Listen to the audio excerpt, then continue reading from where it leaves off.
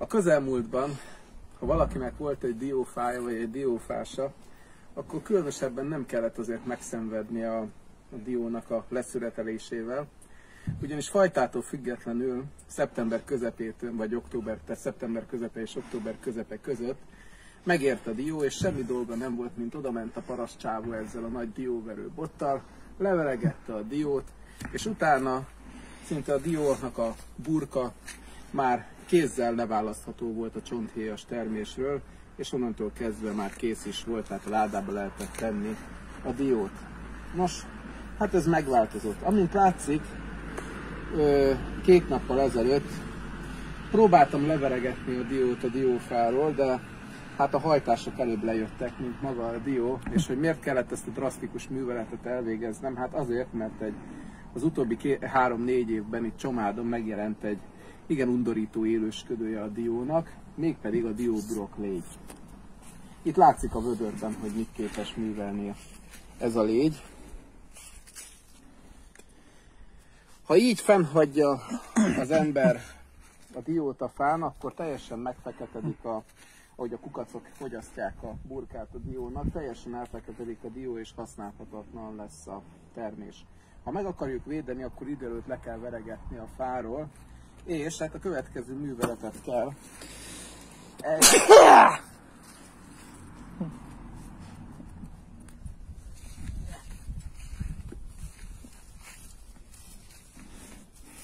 Mivel a dió még nem ért meg, azért azok a diók, amik még viszonylag egészségesnek tűnnek, ezeket nem állok neki megpucolni, mert nagyon nehéz lenne még késsel is leválasztani a csonthéjról ezt a burkot.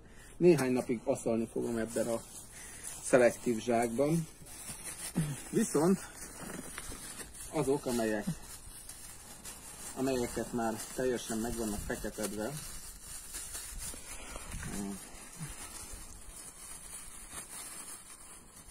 fölveszem ugye ezt a kis kesztyűt, ami nem sokat ér, mert igencsak diós már a kezem. És egyébként ezt a kesztyűt is rá szoktam venni. Jó. És hát ugye ezzel nem nagyon tudunk mit kezdeni, ezt a diót már dobhatjuk ki a szemétbe, mert ezt már nem lehet megmenteni.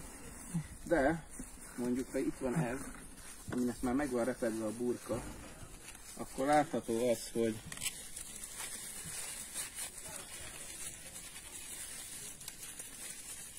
körbevágjuk a burkot, és lehet, hogy látszódni fognak a kukacok, amint leválasztom a dióról.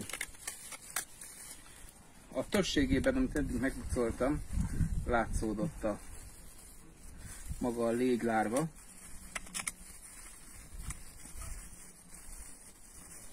Hát ezen pont nem látszódott.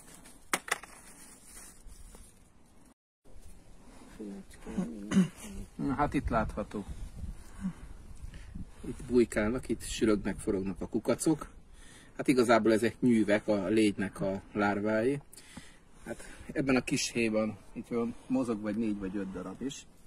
Na most a fejlődéséhez, tehát ez egy olyan szemétlégy, hogy amint elvégezte a dolgát és elpusztította a diót, akkor ezek a légylárvák beássák magukat a földbe, és a következő év július elején a földből szépen kirepülnek a már felnőtt legyek, és nagyon sokat menniük se kell, hiszen a diófa alá ásták be magukat. Magyarul itt van a telített asztalként, a jövő évi termést is megzabálhatják. Éppen ezért, mivel igazából semmilyen permetszerrel nem tudtuk megvédeni a diót, illetve hiába vettünk ilyen sárga légyfogú lapokat, azzal sem tudtuk megvédeni a diót. Ez az egyetlen módja, ez a manuális módja a dolgoknak, hogy szépen megpucoljuk a lárvás diót, és hát ezeket szelektív zsákba gyűjtve kihajítjuk, mert ezek már nem fogják beásni magukat a talajba. Talán minden dió tulajdonosnak ezt kéne csinálni, és akkor meg lehetne akadályozni a offenzíváját ezeknek az állatoknak. Nem tudom, nyilván akiknek a nagyüzemű mezőgazdaságban, ahol mondjuk 4-500 diófása van mondjuk valakinek, lehet, hogy olyan brutális mérgeket használnak, ami elpusztítja ezt az élősködőt, ezt a kártevőt, de hát fogalmam sincs, hogy hogyan lehet megvédeni. Egyébként most azt vettük észre az apával, hogy minthogyha a madarak kezdtek volna rájönni, hogy mint hogyha ezt próbálnák, ezeket a kukacokat próbálnák kiszedegetni a dióból, de egyelőre még azért ez biztosan nem tudom megállapítani, hogy a madarak ráfanyalodtak volna erre az állatra.